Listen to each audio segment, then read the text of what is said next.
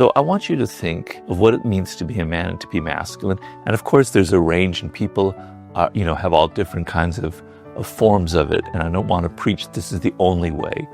But you want to think of it as a kind of inner power, a kind of self-control that you have. You want to feel kind of strong and anchored in yourself. Now that's not so easy in this world, because a lot of people see masculinity as something negative, whereas it's actually something very, very positive. It's this kind of energy that has built cities, that has invented things, that has created civilization. Not that women did not have a huge role in that as well, but there's something extremely positive about masculine energy. It's energy that's ambitious, that wants to make things. So you're somebody that wants to make and do and create things, not just talk and talk and talk and talk, okay? But the other thing is, when I look at these people who are performing masculinity, one thing you'll notice is they can't stand any kind of criticism. If anybody criticizes them, they get enraged, right? They're so weak.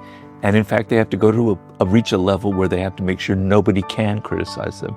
They shut off all access. They have interviews where nobody can ask any questions that are possibly negative. And I look at that as, if you're really strong, if you're kind of like a samurai warrior, you want fights. You want those sword fights. You want people challenging you. You want to take criticism.